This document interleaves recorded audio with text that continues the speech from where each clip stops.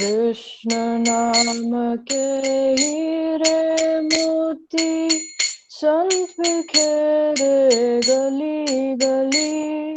ले लो रे कोई कृष्ण के प्यारे, शोर मचाए गली गली। दौलत के मतवाले सुन लो, एक दिन ऐसा आएगा, सुंदर काया मिट्टी होगी, चर्चा होगी बुली भरी। कृष्ण नाम के हीरे मोती संत बिखेरे गली गली।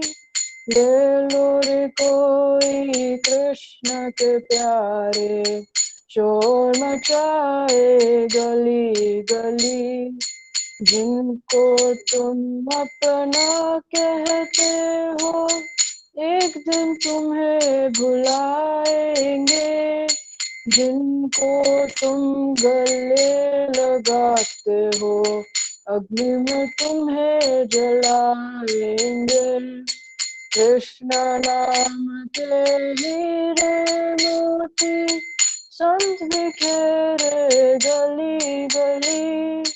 ले लो रे कोई कृष्ण के प्यारे, शोर मचाए गली गली। जगत सकाई है दो दिन की, आखिर होगी चला चली। कृष्ण नाम के हीरे मोती संत बिखेरे गली गली। जिस माया के चक्कर में तुम इतना फूला फिरता है, अन्य जीवों को तुम कुछ नहीं समझता है। कृष्ण नाम के हीरे मोती संत बिखेरे गली गली। ले लो रे कोई कृष्ण के प्यारे, शोर मचाए गली गली। चमक चांदनी है दो दिन की, आखिर मुरझाए कली कली। कृष्ण नाम के हीरे मोती संत बिखेरे गली गली। कृष्ण नाम के हीरे मोती संत बिखेरे गली गली। ले लो रे कोई कृष्ण के प्यारे, शोर मचाए गली गली। हरे कृष्णा कृष्ण कृष्ण हरे हरे, हरे Ram Ram Ram Hare Hare. Very wonderful, Yashika.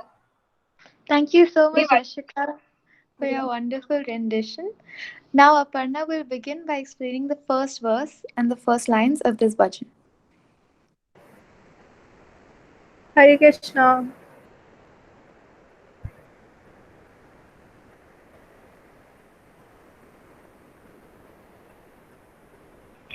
Hare Krishna. Hare Krishna, Aparna. We are able to hear you. Yes. Yeah. Rishali, next slide, please.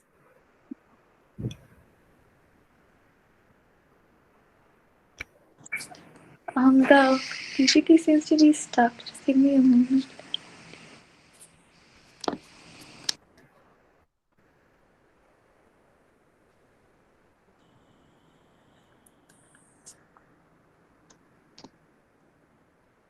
Can you see the next slide now?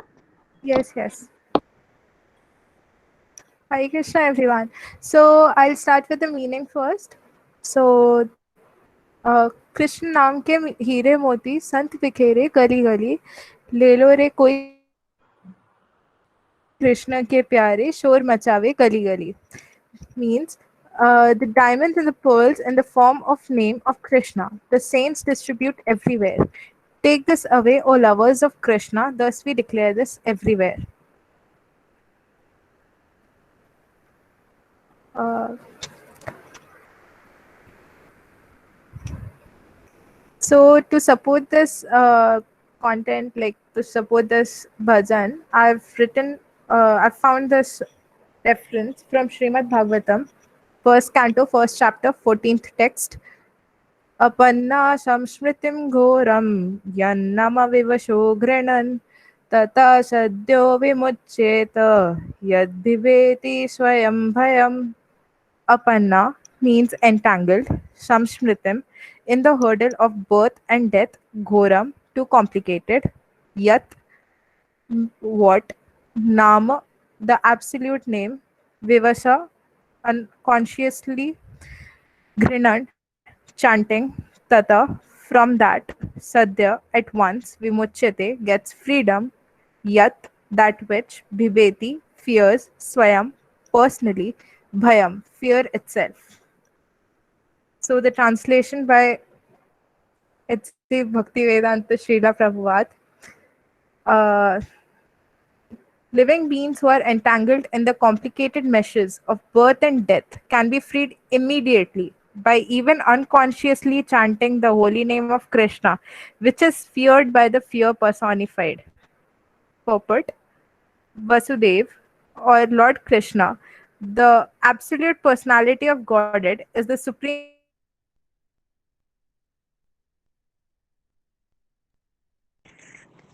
I'm so sorry, the presentation is getting stuck. I'll present it from my sister's Controller account. of the rage of the Almighty. Great Kans.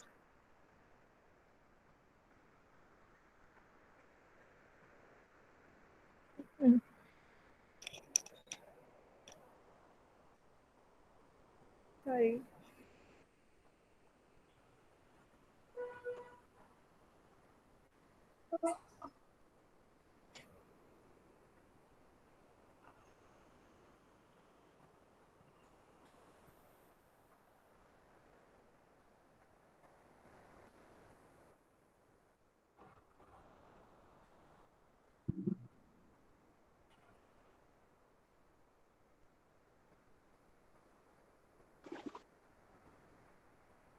Hi Krishna, can you hear me? Yeah, now we are able to hear you. I think you stopped for a while, right? Because I the presentation is stopped not. because the presentation is Yeah, not there. right. Yeah, Yes, ma'am. yeah.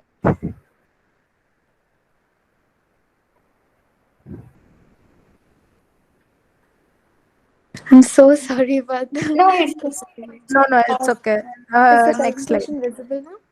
yeah, it's Thank you so much. I'll start with translation. yes. Living beings who are entangled in the complicated meshes of birth and death can be freed immediately by even unconsciously chanting the holy name of Krishna, which is feared by fear personified. Purport: Vasudeva, or Lord Krishna, the absolute personality of Godhead, is the supreme controller of everything. There is no one in creation who is not afraid of the rage of the Almighty. Great asuras like Ravan, Hiranyakashipu, Kans, and others who were very powerful living entities were all killed by the personality of Godhead. And the Almighty Vasudeva has empowered his name with the powers of his personal self. Everything is related to him, and everything has its identity in him. It is stated herein that the name of Krishna is feared even by Krishna personified. This indicates that the name of Krishna is none different from Krishna. Therefore, the name of Krishna is as powerful as Lord Krishna himself. There is no difference at all.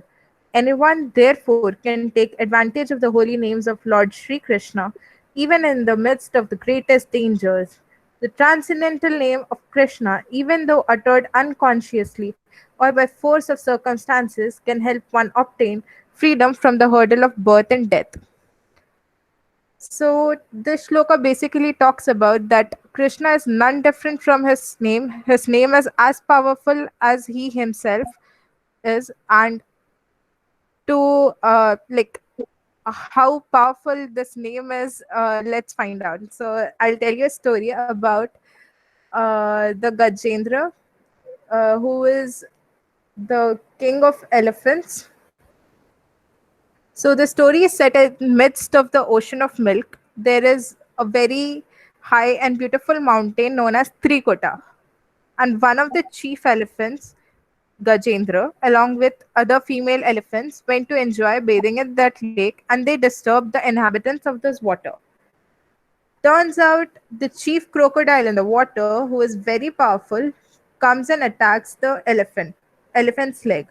Thus, there is a great fight between the powerful crocodile and then, on the other hand, the elephant. This fight continued for 1,000 years, and neither the elephant nor the crocodile died. But since there was water, the elephant gradually became weaker, while the power of the crocodile increased more and more. Then the elephant, being helpless, seeing that no one could help him, prayed to Supreme Personality of Godhead, that is Krishna. The king of the elephants then remembered a prayer that he had learned in his earlier past life and began to chant. First, he offered his respectful obeisances to Krishna, and because of his awkward position, because he has been attacked by the crocodile, so he wasn't able to recite quite nicely. But then he somehow gave his obeisances and paid his respects to Krishna, and then the Lord appears, seated on Garuda, and he appears personally in front of him to relieve him of his pain.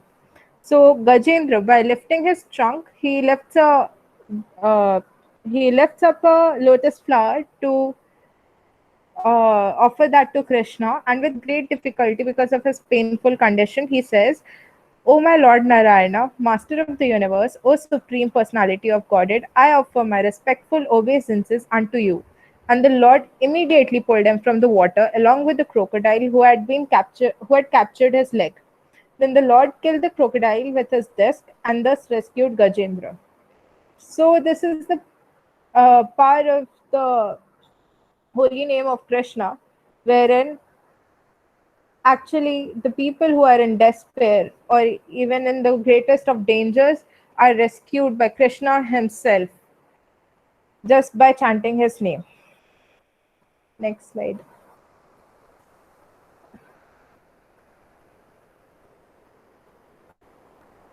So the next shloka is from Sri Shikshashtakam.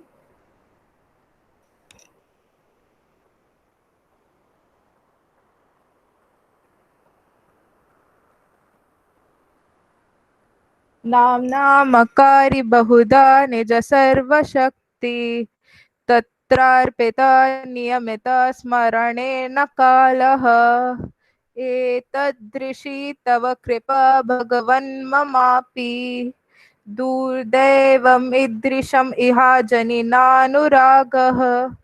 Meaning, O my Lord, your holy name alone can render all benediction to living beings, and thus you have hundreds and millions of names like Krishna and Govinda.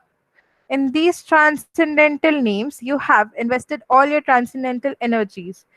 There are not even hard and fast rules for chanting these names. O my Lord, out of kindness, you enable us to easily approach you by your holy names, but I am so unfortunate that I have no attraction for them. So, next slide, please. So basically, the Sri Shikshashtakam, this translation was given by Srila Prabhupada, explaining that people are quite unattracted by the name, but then the name has so much energy in it. So for this, I would like to quote an example of like Sant Tukaram, who is quite so the great Vaishnava Tukaram was born in Dehu, Maharashtra in 1608. He writes that it is said that Sri Chaitanya Mahaprabhu initiated him when he visited Pandharpur, and thus Tukaram became his disciple. So he spread Krishna consciousness all over the province of Maharashtra, and he gave him diksha during his dream when he was sleeping, and he was asked to spread the Krishna's kirtan to everyone. So And then, as Srila Prabhupada says, that Tukaram spread the bhakti cult far and wide, often against fierce opposition. On the day he departed from this world, a huge crowd gathered near a large tree that he was lying under. So, upon calling out to the common masses, he asked them to uh, follow him and chant the name of Krishna, so that even they could act like he actually gave them an opportunity that if they wanted to come with him to go to the Golok Vrindavan. But then turns out there were quite people who said like they have their other meetings they had to attend to, like they had to attend to their houses, their attachments with their families, and then they had to see that their work is being done properly in this world, and then probably they can actually thinking about like chanting the name of Krishna, because they were so much indulged into this material nature. They were quite they didn't have much time or to think about Krishna as such, because they were engulfed by the material nature and Prakriti as a whole. So yeah, so this ignorance that you are the body and you have these many relations that you have to look after quite engulfs you into this material nature, and then it is very difficult to actually enlighten up yourself and get the realization of yourself and your relation with Krishna. So yeah, basically, so yeah, basically over here we understand that even though he was giving you an opportunity to get liberated from the cycle of birth and death, still in the still when a soul is in that ignorance level, like wherein he actually wants to look after those material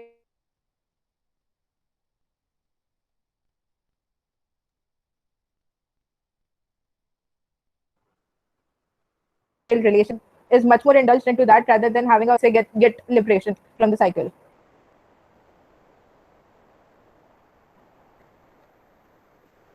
Next slide please. सो दौलत के मतवाले सुन लो, एक दिन ऐसा आएगा, सुंदर काया मिट्टी होगी, चर्चा होगी भली भली बुरी. Intoxicants of wealth, please hear, one such day will come. This beautiful body will become soil, and people will say good and bad things about you. So this is because almost all the people are running after some sort of wealth in terms of money, beauty, or be it material attraction, lust, greed. So, next slide. So people are running because of these into these towards these material objectives that they have, that they want to fulfill, like to get fame, to get powerful, to get rich. But then, and for that, when these are not completed, they often tend to be sad or go into despair, and often have a greed which comes up when not fulfilled. So I'd like to quote another shloka from Bhagavad Gita, 16th chapter, 21st text.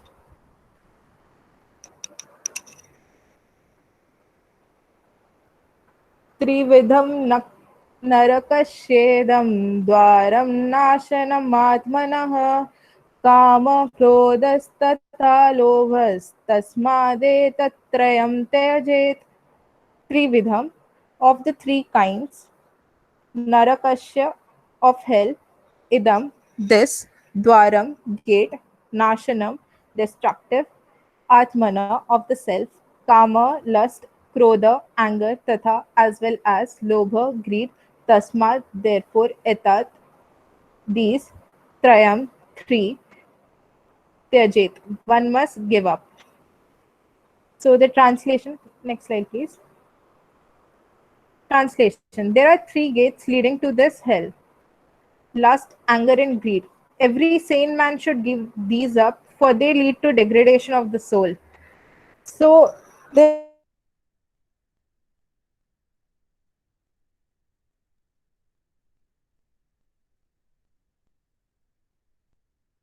three ways to anger or greed. So yeah, humans are like engulfed by it over here, because we have been brought up in this material world and looking after like it is the way we have been taught up, you mostly. So but then how are you supposed to control your anger or your greed, or so the name of Krishna is so purifying that it actually protects you from lust, anger, and greed, and somewhere helps you control it as well. So the beginning of demoniac life is described herein. One tries to satisfy his lust, and when he cannot, anger and greed arise. A sane man who does not want to glide down to the species of demoniac life must try to give up these three enemies, which can kill the self to such an extent that there will be no possibility of liberation from this material entanglement. So once a person has been engulfed by all these three, it the person is quite neglected to Krishna's holy name, or to even hear anything about Krishna or something which purifies his soul, because he's already engulfed into his own ego, and he has already boosted his false ego, and so he's already engulfed by so much of attachments and so much of greed that he can't actually understand and realize what his true purpose is. So for this, I'll quote the story of Ajamil. So there was this one young Brahmin called Ajamil who lived in the city of Kanyakubj. And he was very kind and compassionate to all. He lived with his parents and young wife and always chanted prayers and mantras, offered his respects to his parents and spiritual master. But one day, when he went to the forest to collect fruit and flowers for deity, he came across a drunkard who was shamelessly kissing a prostitute, and he became quite attracted to this woman, but he knew it wasn't appropriate. But despite his attempts to control his restless mind, he couldn't get rid of the thoughts of that prostitute. So eventually, impelled by this desire, he moved in with her and fell from his pure lifestyle into degraded habits. He became a cheat, thief, and then a gambler, and his hurt turned to be very cruel. So this prostitute bore Ajamil 10 sons, and the youngest one of them he named them as Narayan. Now, Ajamil was so attached to this son Narayan that he thought of nothing else. He would even like drink or eat like just after his son Narayan had fed. So years later, turns out this Ajamil was getting old, and at an age of like 88, he was quite unmindful about his death, and inevitably he knew that like death will come, but right now is not the time. So one night he was quite half asleep, and he saw uh, a- three dreadful faces that were approaching him, and they had twisted faces and unruly hair on their like and bodily hairs. And Ajamil recognized them, that they were like the Yamdutas, the servant of Yama, Yamraj ke Doot. So the Lord of who is the Lord of Death, and they'd come to take him to Yamlok to actually uh, tell that his time has come. And now he was overwhelmed by terror. So then he calls out for his son, Narayan, please come here. And then, because Ajamil had chanted the holy name of Narayan, and even though he was really calling his son, the beautiful Vishnu Dut immediately arrived. They looked just like Vishnu, because their complexion was dark blue. They had four arms on their, and their heads were like had their own golden crowns. So they looked just like Vishnu, but they were Vishnu Dutas. So they were quite beautiful, and they moved very gracefully. So they immediately approached the Yamdutas, who were dragging the Brahmin's soul from his body, and ordered him, "We forbid you. You can't take him to Yamraj." Now the fierce-looking Yamdutas angrily retorted, "Who are you to prevent us from taking this sinful man to our master, Lord Yama? Our master, Yamraj, punishes those who lead sinful life. Ajamil left his parents and young wife, lived with the prostitute, and deserves to be punished." Now the Vishnu Dutas replied to Yamdutas, "No doubt, he was a sinner, but since he chanted the Lord's powerful name, even though indicating his son, he comes under Narayan's protection. All his sins have been eradicated, and therefore he is exempted from the punishment by Yama." And after some few further discussion, they discussed that like they can't actually take him, so the Yamdutas had to eventually agree to the fact that they returned to Yamraj. They explained the situation to Yamraj and were quite embarrassed when they were ordered by Yamraj that you should never go near the devotees, for they remember and chant the Lord's name. And they were ordered to bring only those people who have never chanted Lord's name and whose ears have never once heard the stories of the Lord. So, after hearing the conversation between the Vishnu Dutas and Yam Dutas, Ajamil realized that he had been given a second chance.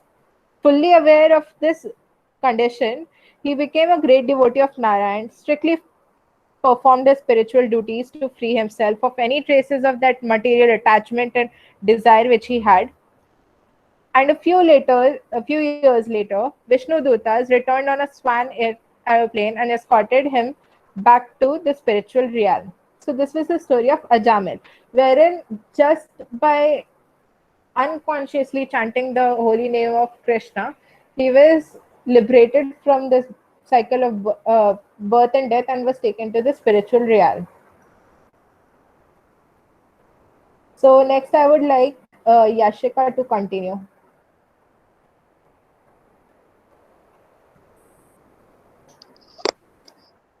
Thank you, Aparna. Hare Krishna. Jai Shri Prabhupada. I will be talking about the second verse. If I've made any mistakes, please do forgive me. जिनको तुम अपना कहते हो एक दिन तुम्हें बुलाएंगे जिनको तुम गले लगाते हो अग्नि में तुम्हें जलाएंगे whom you call your own one day they will forget you whom you hug they will burn you in fire.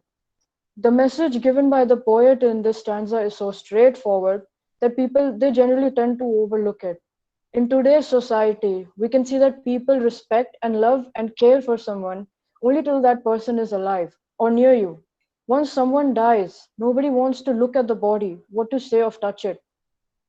This is a more flowery look at how the relationships exist in the present scenario in today's world. In the age of Kali, it is stated in Srimad Bhagavatam, verse number 12.2.1. Next slide.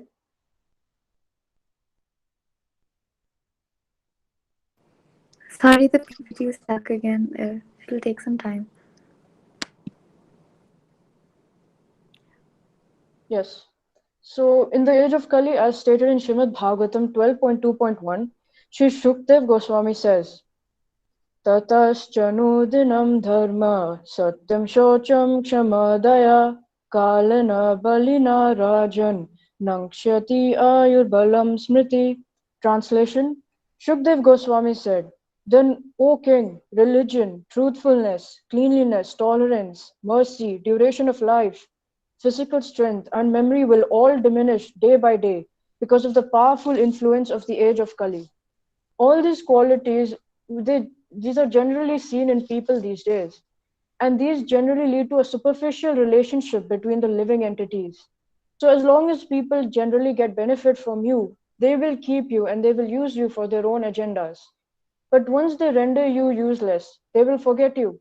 This situation in today's world can be compared to one phrase: out of sight, out of mind. People will forget you after a few years, if not years, then millennia, but the outcome is the same. If you want one of the best examples, you can look at today's pandemic situation. Countless people are dying every day. In the end, they have become ashes and they will be forgotten with the advent of time. If we look at a larger scale, many rulers have come and gone, but with time they have all rendered to nothing. So our story in this world is nothing but temporary. Maharaj had stated in the lecture, the body which is very beautiful at the moment will be completely transformed to ashes within no time, and the ashes will not even be full of this glass. That is the end of this body. So after knowing about this, what then is the real truth? जगत सगाई है दो दिन की आखिर होगी चला चली कृष्ण नाम के हीरे मोती संत बिकेरे गली गली. This world is a meeting of only 2 days. In the end, we have to separate from each other. The diamond of pearls in the form of name of Krishna are distributed by saints everywhere. It is important for one to realize their position as the soul and not this body. All these familial relationships exist with the soul and not the body. In Bhagavad Gita 2.18, Lord Krishna says that Anta Vanta ime deha nitya syokta sharirina anashino parameyasya tasmad yudhyasva bharata. Translation: the material body of the indestructible, immeasurable, and eternal living entity is sure to come to an end. Therefore, fight, O descendant of Bharata. Prabhupada explains in the purport that the body is temporary, either in this childhood body or boyhood, youthhood or mature, or old body. They are all temporary. But it is the soul within the body that is permanent. Lord Krishna also explains the position of the soul very nicely in Bhagavad Gita in chapter 2, verse 20. Next slide. Na jayate mriyate va kadachin nayam bhutva bhavitavana bhuya ajo nitya shashvatoyam purano na hanyate hanyamane sharire. Translation: for the soul there is neither birth nor death at any time. He has not come into being, does not come into being, and will not come into being. He is unborn, eternal, ever existing, and primeval. He is not slain when the body is slain. So from this it is important for us to realize that the soul switches from one body to another. आखिर में सिर्फ चला चली होगी. We will have to take repeated birth and death in this dukh sansar sagar. It is as stated by Lord Krishna in verse number 2.22 from the Bhagavad Gita. Vasam shijrinani yatha vihaya navani grahnati naroparani tatha sharirani vihaya jirnani anyani samyati navani dehi. Translation: as a person puts on new garments, giving up old ones, the soul similarly accepts new material bodies, giving up the old and useless ones. So as long as we maintain these bodily attachments, it is inevitable to get out of this mrityu samsar. Unless we realize that everything in this world is temporary, we cannot get out of the clutches of Maya. I would like to share a short story which Maharaj had once given, and it's a very nice example of a man named Chandulal. I'm not sure if many of you might have heard of it, but I'll just give a short summary. So there was once this man named Chandulal, and once upon a time, Narad Muni had come to him and had told him that it was time for him to go to Krishna's Dham. Chandulal had told Narad Muni that please wait, let me look at my children grow up. I want to see them settle down. After that, I will surely come. Once this had taken place, Narad Muni again came and he asked Chandulal, it is time for you to go now. Your promise has been made. Chandulal again told Narad Muni, please wait for some time. I want to see my grandchildren grow up. I want to see them and I want to see that they are all settled happily. Then I will surely go to Golok Vrindavan. Narad Muni agreed to this. And then after a few years, he came back and asked Chandulal to leave with him. Chandulal again told Narad Muni that he is not ready to leave. This situation occurred a few times till Chandulal finally gave up his body. What happened after this was Narad Muni once again came to check and tell Chandulal that it's time for him to go back to Golok Vrindavan. But what he saw amazed him. There was Chandulal's family members were leaving the house, and there was a dog sitting near the house. As soon as they left, any person who went near the house, the dog started barking. Narad Muni understood that this is Chandulal. His attraction to the familial relationships was so much that he took rebirth as a dog just to protect those people who have forgotten about him. Another story which pertains to the situation we are in is Yudhishthira answers the Yaksha's questions. So to summarize it, once the Pandavas, they were resting, and a Brahmana had asked them to catch the deer who had sacred grass stuck to his antlers. In search of the deer, the fatigued brothers, they took rest for somewhat time. Yudhishthira had sent the brothers one by one to a nearby pond to drink water. But there was a yaksha over there who had told them not to drink the water and to answer his questions before drinking. None of the brothers listened and they all died. Once, when Yudhishthira went, the Yaksha told him the same thing, and Yudhishthira agreed on answering the questions. So the Yaksha asked a series of questions to Yudhishthira, but there was this one particular question he asked. And that question was, what is truly amazing in this world? Yudhishthira answered that though humans are mortal, everybody goes about their life as if they are going to be here forever. So these two stories make us realize the situation we are in. Our material body is temporary and it is the soul which is eternal. So what can one do to get free from this material world? Krishna नाम के हीरे मोती संत बिखेरे गली गली ले लो रे कोई कृष्ण के प्यारे शोर मचाए गली गली. Unless we chant the holy names of the Lord and surrender unto Him, we cannot be freed from the clutches of Maya. In Bhagavad Gita 18.65, Lord Krishna states that Manmana bhavamad bhakto madhyaji mam namaskuru mam eveshyasi satyam te pratijane priyo asime. Translation: Always think of me, become my devotee, worship me, and offer your homage unto me. Thus you will come to me without fail. I promise you this because you are my very dear friend. This is the most confidential knowledge which we can acquire from sadhu, shastra, and sang. So unless we take the guidance of a spiritual master, we will be ever lost in this material entanglement of birth and death. Only Krishna's mercy can get us out of this chalachali. Only His name alone can free our soul from bodily attachments and relations. Now I'd like Vrushali to explain verse number 3. Thank you, Yashika, for your wonderful explanation. Now I will speak more about the final lines of the bhajan.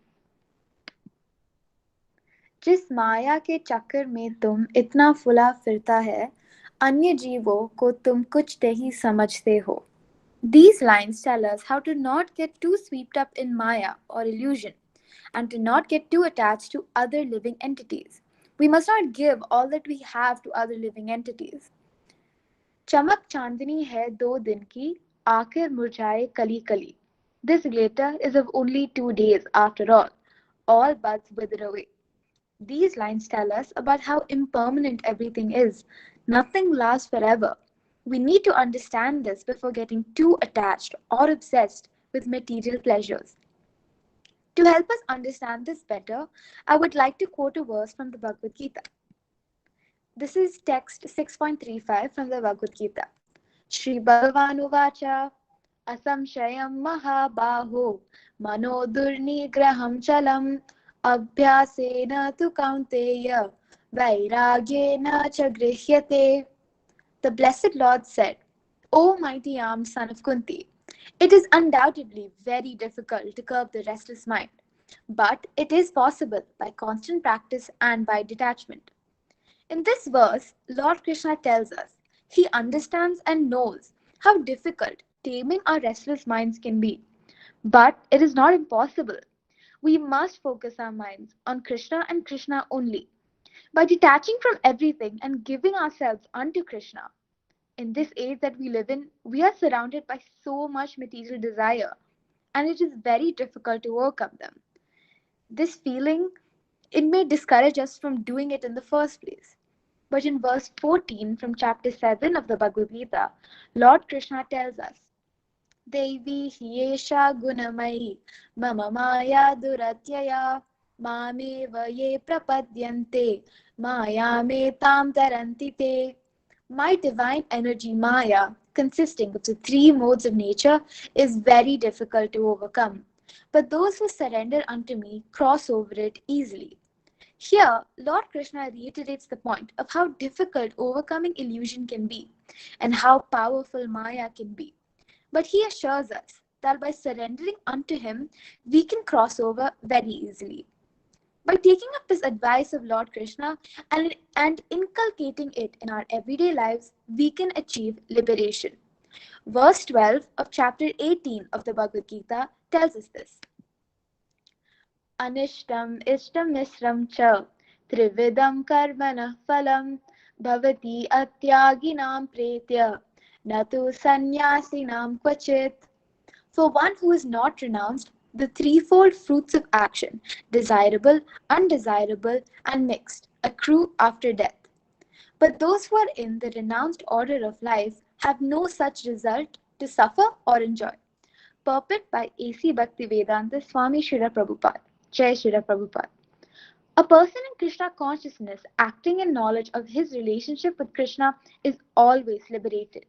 Therefore, he does not have to enjoy or suffer the results of his acts after death. A person who renounces all his material desires is always liberated. He does not have to fear what comes after death. Now, I would like to narrate a story about a foolish Brahmana. Once, there was a Brahmana who had a wife and 3 daughters. He took good care of them. Suddenly, one day, the Brahmana died. His wife and his children were lamenting over his death. Meanwhile, the Brahmana was reborn as a golden swan. Because of his good fortune, he could remember his previous life. So he wanted to go and see how his family were getting along. The swan flew to the village where his previous life's family were living. Then he saw that his family was in a very poor condition and were begging for a living. Because of his foolish attachment, he wanted to help his previous life's family. He flew up to them and told them that he was her husband and he was his children's father, reborn as a swan. So he told them that every week he would give one of his golden feathers by selling, which they could maintain themselves. Thereafter, every week the swan would deliver a golden feather to his previous life's family, and they became rich in due course. But because of the voracious greed, the wife decided to pluck all the feathers of the golden swan, doubting that the swan, being a mere bird, may cheat them. She didn't trust the bird at all. So next time the swan came, she caught the swan's neck and plucked all the golden feathers of the swan forcibly. But suddenly, to her dismay, all the golden feathers turned white. The swan shouted at her and said, "If the feathers are plucked forcibly, then they won't be golden anymore." On saying this, the swan's wife, with frustration, threw the swan in the dustbin. The swan died a slow death, lamenting for his foolishness the entire time. Because the Brahmana could not let go of his past life and let his attachment to them overpower himself, he lost his chance at a happy, liberated life.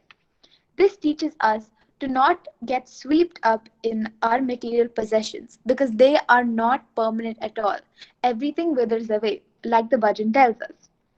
And with that, we learn that only by renouncing all material desires can we achieve true liberation, and only then can we ascend to the transcendental abode of Lord Krishna. Thank you for listening, and Hare Krishna.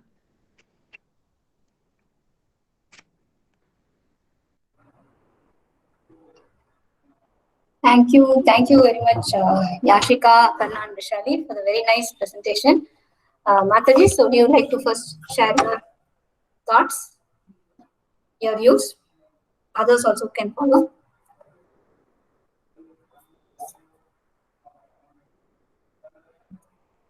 Hare Krishna. Hare Krishna Mataji's. Yes. Very beautifully presented by the girls. It was so nice. Maharaj loves this bhajan like anything. We have seen him singing this bhajan so many times in Abu Dhabi also. And they have taken up all the stanzas very nicely and explained it with very nice references from Bhagavatam. The story was also very good. Very beautifully done. My hearty congratulations to the girls. Please keep it up. Please continue. Maharaj is very, very pleased. You understand these bhajans this way. Maharaj is very pleased. The way you understand things. Thank you very much. Thank you. Birkani Mataji, you want to share?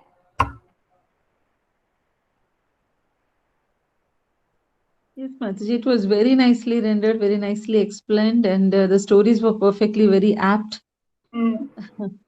Both the stories, and even Aparna's references to the Bhagavatam was very nice. I liked even the slides. No? The first slide itself was very, very matching to the song, no? The Sant Bikere Yeah. Gali Gali, they put that marketplace where Yeah, Mahaprabhu's Mahaprabhu's that very, very picture. appealing. Yeah. Very nice, very nice. Yeah. Great efforts. Nice presentation. And I really liked, throughout they had given nice reference to many stories.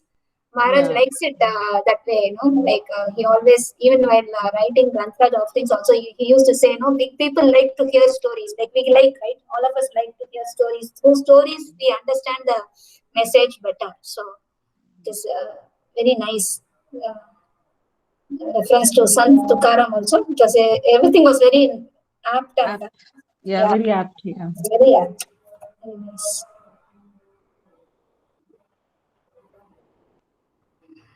Just one thing, in slide 28, Shani, I just wanted to understand what you what was put. Can you go to the slide? You're saying about regarding other people, or you can just show the lines. Yes, Mataji. Yeah.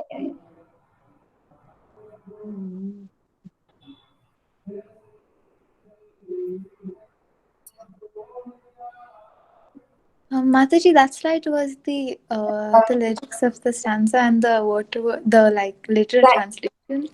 Yeah. It's about not able to get the lines. If you can show me the lines. Yes, Mataji, it's loading. I'm sorry. No, the thing was, the meaning was you are in it is saying like you are when we are in illusion. Hare we Krishna, don't- Mataji. Yeah. Yes. Mataji, the 18th slide has meaning like whom you call your own one day, they will forget you. Whom you hug, they will burn you in fire. This world meeting is there only of 2 days. After all, we have to separate. Not the 18th one. I was asking the 28th one. 28th one. I think Okay, Vishali was. Oh, yes, Mataji, this slide. Yeah. Can you just explain the meaning what you were saying?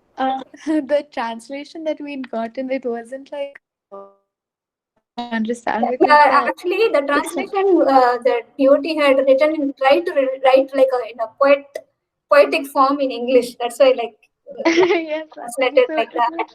Yeah. I thought it wasn't like correct. Yeah. So what meaning we could infer from this is जिस माया के चक्कर में तुम इतना फूला फिरता है अन्य जीवों को तुम कुछ नहीं समझता है. Actually, it's in the sense under the illusion we are not regarding other living entities. That is wrong actually. Under the influence of illusion we are thinking that others are nothing. अन्य जीवों को तुम कुछ नहीं समझते हो. Not understanding them, we are not caring for them, which is not correct. We should see Krishna and others, right? Everyone are part and parcel of Krishna. That should be the understanding.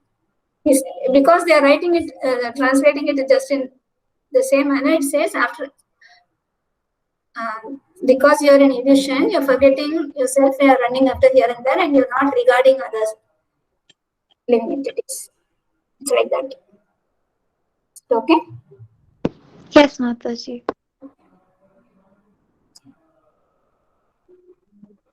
And the story of the golden swan was also very nice. All stories are very nice.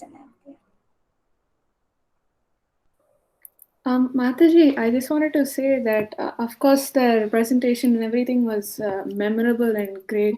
But what I learned today was their resilience, Mataji. They had so many obstacles in the way, but you could clearly see Maharaj's hand, and they were so resilient that okay, it's fine, let's keep going. And that's what I learned. It's commendable, all three Matajis. So Hari Bol. Yes. Actually, Yashika was initially planning to play guitar for this bhajan, and she sent one stanza with that, and it was very nice also. But later, somehow because of the online thing, and we were wondering like if 3 people sing, they might not be able to sync it up. Anyhow, later, I think looks like Maharaj wanted it this way. It was very nice. You just sang exactly in Still they can Maharaj's record tune. and post it, Mataji. Still they can record someday and post as audio Yeah. in They, WhatsApp. Yeah. yeah, if they want that, they can do it as well. What I was saying is she sang it exactly in Maharaj's tune. I really like that. Very nice. Others, you have any questions, or if you people have any questions for others also, that is also good, I think. Yashika and team, you have any questions for the listeners?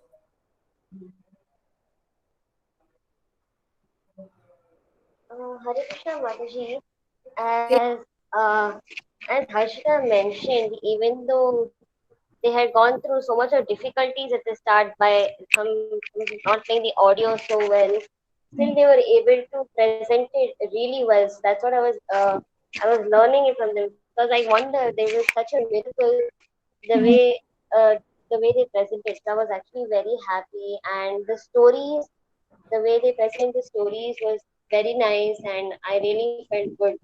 I understood a lot more, like how from before. Thank you, Prem.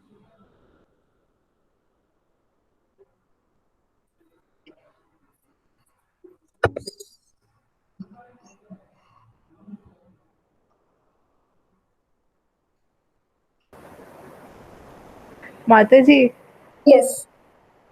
a question. Yes, Sabha. So basically, the realization of all that we are acquiring, the knowledge which is there, it happens at quite a later stage. Like it takes a lot to process and actually then experience, practice, then realize this knowledge. But how come, like, when the end point is just to chant the name of Krishna and to remember him and to develop that uh, loving relationship with him, then acquiring all of this knowledge is not actually required, right? So it's It a is. question to. So basically, it's like you have to develop that loving relationship to like actually form a link. That's the only. That's the end point that you're looking after. So why do we try to seek knowledge or like try to understand or realize more about ourselves? Because at the end what matters is how much you chanted, like, and how much love and care you have for Krishna. So this is a question. What would others like to answer? Aparna's question. How do you want to answer? Shall I say my opinion, Mataji? Yes. So I think of it to be like an exam. So when you're writing an exam, you prepare for it. Of course, there are many students in the school who go to the exam room without any preparation and still get 100%. That's great. But I think for the majority of people, they need to prepare, because we don't have any guarantee that we will actually get that 100%. So knowing us to be such conditioned, useless living entities, insignificant people, at least for me, there is no guarantee that at the end of my life I'll remember Krishna and be like, I'll go back to you. So I think this knowledge helps us firstly to stay in contact, so that we keep practicing every day. In like a cricket match, you keep the runs going. Don't need to hit a six, don't need to hit a four, just keep the runs going. So the knowledge helps us prepare for that last day exam, so that you have at least some backup plan, so that even if I don't remember him, I will get another life in an aristocratic family, which I'll be able to develop more knowledge. So that's my take on it. I don't know if it's right, but yeah. Hare Krishna. Hare Krishna Mataji, may I share? Yes, Mayuka.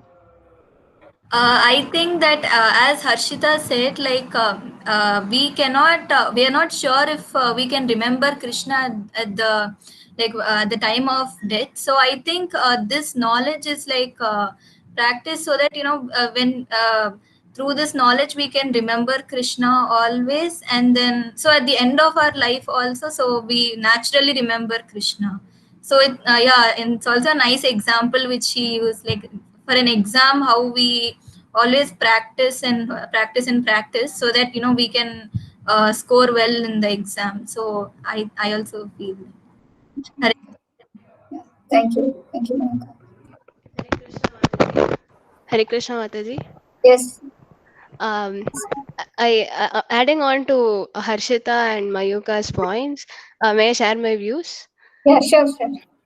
I too felt, adding on to Harshita's point of keep on having contact. So that is important to uh, be consistent in our service and strengthen our faith in the Lord, and also to that might make us more sincere in our efforts. So when we have to say, maybe when we come across all these bhajans or slokas, they keep emphasizing on certain points. They keep reminding us about the fact that we are not here for our entire lifetime. All this is not permanent. So they keep reminding us, and even in case we forget to chant, or we forget to do our devotional duties in the midst of lot of work, so they keep us tied to our duties, devotional services which we need to perform. And I also like that analogy of an examination hall where we need to prepare. So that's it, Mataji. Yeah, thank you, Vishnu. Harshita has also put in the message saying, like, if you want to love a person, we need to know about him. So knowing about the person, knowing about Krishna through scriptures helps us. Others, can you also please share?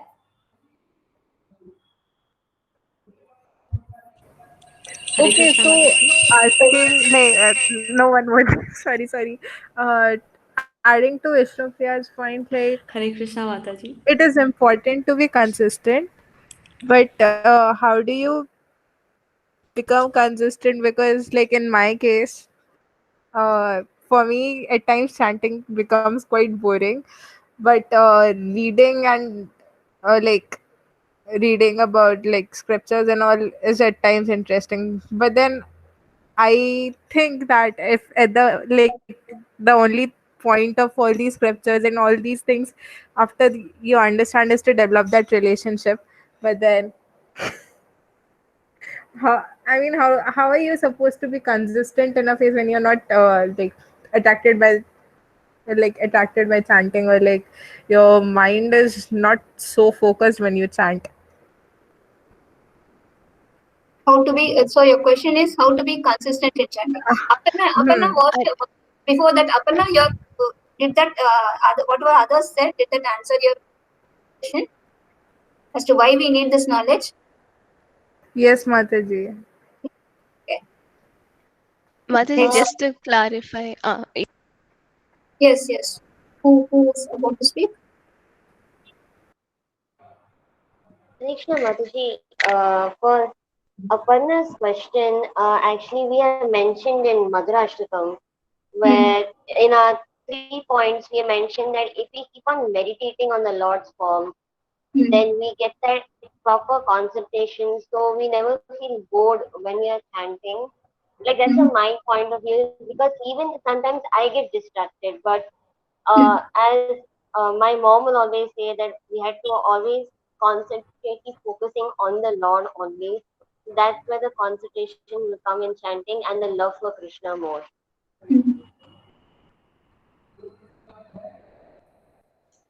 Hare Krishna Mataji. Yes, it is. Since Aparna Mataji asked about that consistent part, the answer. Vishali was asking. Yeah, Vishali was asking about consistency. Yeah. Yes. Okay, so I wanted to just mention that the answer lies in their presentation itself. They had mentioned a reference 6.35 from Srimad Bhagavad Gita, where the Lord mentions constant practice and by detachment, though will help, even though it is difficult to curb the restless mind. And as a practical application, just like Prerna Mataji mentioned, there are many, probably some ways to keep our mind focused, like thinking about the Lord's transcendental form, or probably just going through a very nice pastime of the Lord when we are chanting. That's how I try to focus. That's what I personally did to slightly improve my focus during chanting. So that I found it useful, like thinking about something related to the Lord, or you can just sit in front of the deity and just look. By looking at his beauty, we can um, continue chanting with focus. So that's what I try to follow in my daily life practice, and found it quite useful. I hope that doesn't. I hope that turns out a little helpful. Thank you, Mataji. Thank you, Vishnu. Vaijayanti Mataji, you can speak it out as well.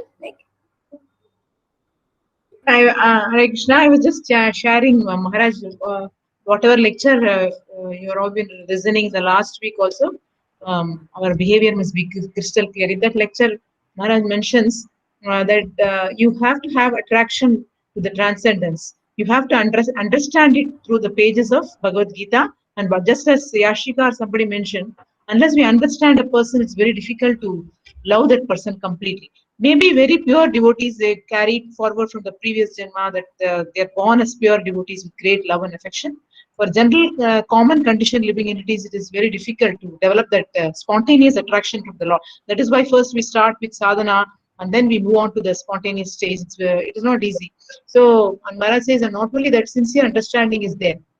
What is that seriously inquisitive student could realize the transcendental, just like you're all now seriously inquisitive to understand. It's very, really appreciable that all of you are sharing that. What is that sentence? So this comes in Srimad Bhagavatam. Prabhupada writes, devotional service is based on the foreground of knowledge, foreground of full knowledge, and combined with the detachment from material association, which is fixed by the oral reception of Vedanta Shruti. That's why she is asking about steadiness, to attain that steadiness. Maharaj says from the Prabhupada's purport that steadiness, it becomes fixed means we become steady by the oral reception. So only by the oral reception of Vedanta Shruti and by the foreground of knowledge only it's possible for us to become fixed and consistent in whatever we are trying to do. So that's what I wanted to share. Thank you. Thank you, Mataji.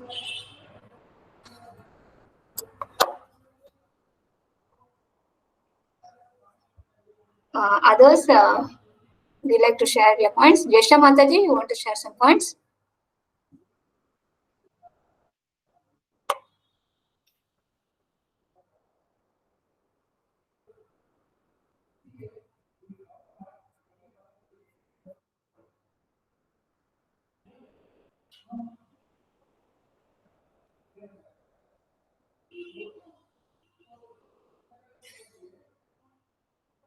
Yeah, knowledge, transcendental knowledge about Krishna will help us to attract, it will facilitate our attraction.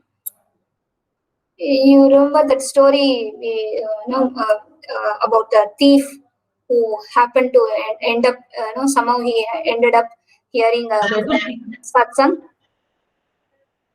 He was in a satsang wherein Bhagavata was describing about the beauty of the Lord. He was describing how Yashoda nicely decorates Krishna, and then she sends him to the Vrindavan forest. A thief happens to be in that satsang, and then he becomes very curious to find out who is that boy who's having so many jewels, nice Kaustuba jewels, nice precious jewels. Let me go and steal it from him. So he, in that mood, he goes, but later, by seeing Krishna, he becomes, by the darshan of Krishna, he becomes purified, and then he develops love for Krishna. So hearing about Krishna, knowing about Krishna's features definitely attracts our mind towards him.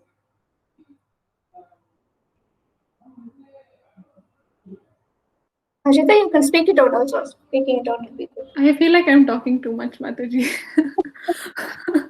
But okay, sure. I just, to answer Aparna's point on consistency, I said, like, when we understand how much Krishna is giving for us in a 24-hour period, I think it is best for us to at least give him 7 minutes now. So if when we understand that gratitude, I think that really helps. Whenever you're indebted to a person, correct, you always think, oh, I have to repay it back, I have to repay it back. So when we realize how much we're indebted, I think it'll help us stay consistent. And for me, it works. It's just the starting, it's just the starting day. Once you finished one day, then your mind creates that streak. You always see that I've done chanting today, I've done chanting today, I've done chanting today. And then when you get like at least a week's streak, then your mind is like, okay, I cannot lose this streak anymore. So then you just keep consistent. So that's how it's been helping me. Maybe, I don't know, maybe it will help other people too. That's nice.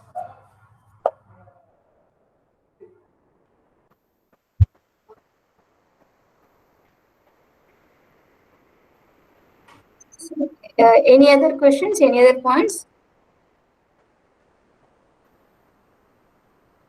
Krishnapriya, Nimisha, Gauri, who are to speak?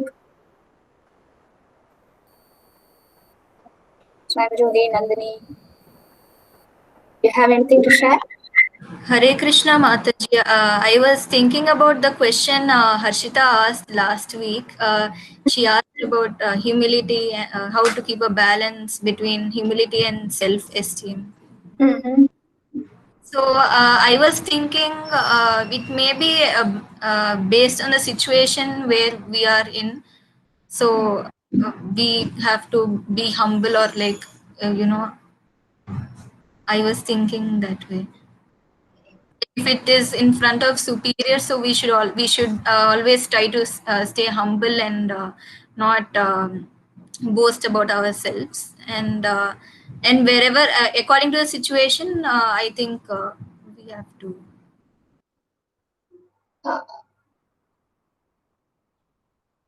I think she was asking about how the scriptures was. I think it was based on the lines from the Maharaj lecture, right? It says, wherein Maharaj says, these verses make us humble. So she was asking, what about self-esteem? Correct? Yes, Mataji, and it's balance, like self-esteem and humility seems to be on two different paths. So I was just asking, how can we be both humble about us and still have that we're not, we are insignificant, but when we go and talk to materialistic people, if we go say, oh, I'm so insignificant, they'll be like, hey, come on, yeah, you're not that bad. So how do we maintain that balance between humility and having good self-esteem? So any answers from any one of you? Did you think about that question, others? Or if you have any points now also, you can share.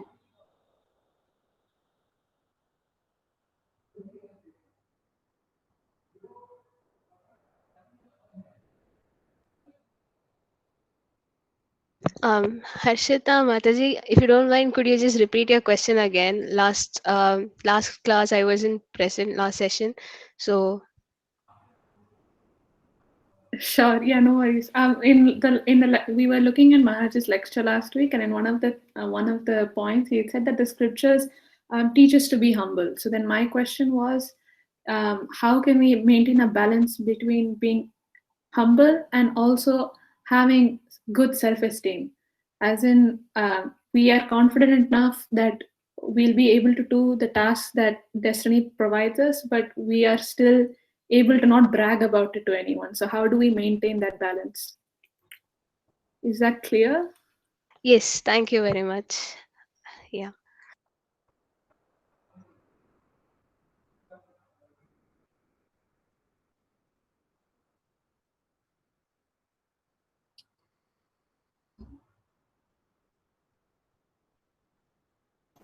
Actually, in this connection, there was a point which I heard in Kachaka Prabhu's class, and it said that humility is not thinking less of oneself, it is thinking of oneself less. So it does not mean you think that you are worthless or you are not useful at all. It means that instead of thinking about what you want again and again, you take into consideration other things as well, and not everything should be centered around you. So that was one point, which was it. It was a good point.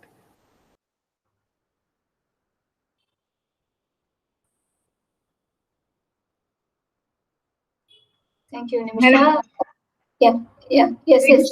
Sudarshana Mataji, can you, if it is possible, can you share? There is a mail, Grantaraj. It's called "Humility Means Pure Motive." Humility means pure motive, is it? In that, there is a comparison between humility and inferiority complex, which means the lack of self-esteem. Okay.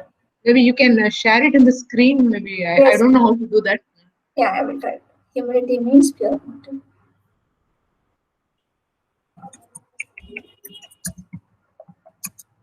It is 5th October 2012. Oh, 5th October 2012. Yeah? Okay. 5th October 2012. Okay, that should be easy.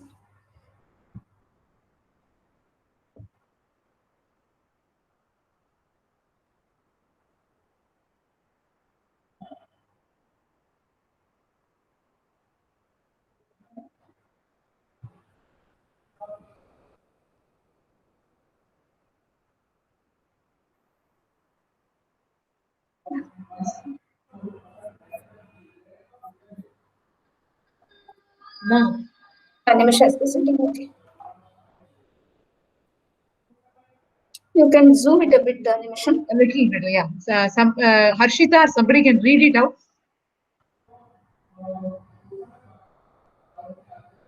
Should I read the whole Grantaraj Mataji? Yeah, please. Maybe we will. Yeah, yes. Hare Krishna, Prabhuji and Mataji, please accept my humble obeisances. All glories to Srila Prabhupada and Srila Gurudev. In the 7th canto of the Srimad Bhagavatam, after Hiranyakashipu was killed, the Lord continued to be very angry, and the demigods, headed by Lord Brahma, could not pacify him. Even Mother Lakshmi, the goddess of fortune, the constant companion of Narayana, could not dare come before Lord Narasimhadev. Then Lord Brahma asked Prahlad Maharaj to go forward and pacify the Lord's anger. Prahlad Maharaj, being confident of the affection of his master, Lord Narasimhadev, was not afraid at all. He very gravely appeared before the Lord's lotus feet and offered him respectful obeisances. Lord Narasimhadev, being very much affectionate toward Prahlad Maharaj, put his hand on Prahlad's head, and because of being personally touched by the Lord, Prahlad Maharaj immediately achieved Brahmanyana, spiritual knowledge. Thus, he offered his prayers to the Lord in full spiritual knowledge and full devotional ecstasy. He speaks very wonderfully in Srimad Bhagavatam 7.9.8. Should I read the verse? Just read the translation. Just read. Okay. Prahlad Maharaj prayed, "How is it possible for me, who have been born in a family of asuras, to offer suitable prayers to satisfy the Supreme Personality of Godhead? Even until now, all the demigods headed by Lord Brahma and all the saintly persons could not satisfy the Lord by streams of excellent words, although such persons are very qualified, being in the mode of goodness. Then what is to be said of me? I am not at all qualified." Even though Prahlad Maharaj had every reason to feel proud, since the Lord was pacified only by his prayers and not by those of even the demigods, Prahlad's feelings of humility are really amazing. But this feeling of disqualification did not stop him from performing the service. He wonderfully says in Srimad Bhagavatam 7.9.12, "Therefore, although I was born in a demoniac family, I may without a doubt offer prayers to the Lord with full endeavor, as far as my intelligence allows. Anyone who has been forced by ignorance to enter the material world may be purified of material life if he offers prayers to the Lord and hears the Lord glories." The words Vigata Viklava is wonderfully translated by Srila Prabhupada as having given up contemplation of being unfit. Here, the ground on which he was giving up this contemplation of being unfit was that he had the full conviction that his service of offering the prayers will purify him. Thus, the motivation was only self-purification. Generally, we confuse humility with inferiority complex, and we also feel that a humble person cannot act with courage, and he is unambitious and passive. Thus, by seeing the above two verses, wherein he expresses his disqualification to perform the service, and in 7.9.12, where we see him confidently take up the service with only the motivation of self-purification, we understand the fundamental difference between humility and inferiority complex. Humility is not thinking less of oneself, it is thinking of oneself less. This means that in inferiority complex, we keep saying, I am low, I am fallen, I am unfit, I am this, I am that, which means we are more I conscious than Krishna conscious. A humble person thinks more of Krishna than of himself.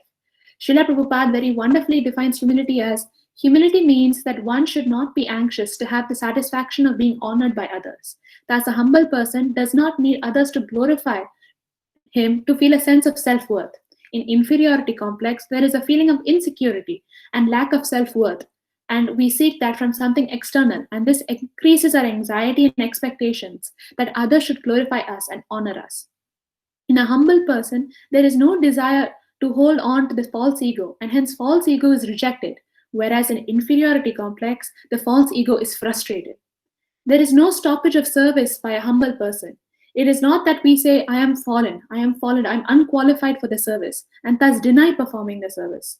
The motivation for service in a case of a humble person is only to glorify the Lord and purify oneself, whereas a person with an inferiority complex either desists from performance of service or performs the service with the motive of parading and providing himself and not purifying oneself. Since the motivation for service for a humble person is only personal purification and glorification of the Lord allows uninterrupted service for a humble person, as affirmed in SB Purport 6.16.34. When a devotee offers devotional service to the Lord without any motive, Anya Bilasita Shunyam, Bhakti Rasamrita Sindhu 1.1.11, his service cannot be hampered by any material condition. Aprahihata.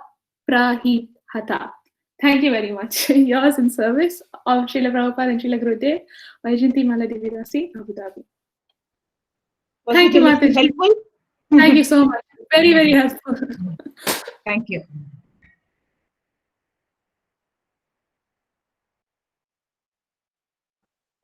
Thank you, Mataji.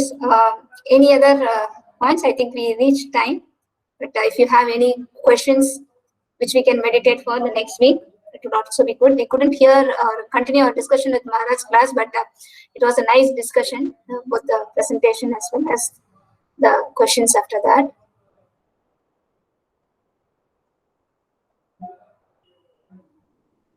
Yes, I think we can close the session now, no, Mataji? Yeah, for now we could close. And others who have not yet done the presentation, please feel free, Krishnapriya, when are you available, in the coming weeks? How are your exams placed? Maybe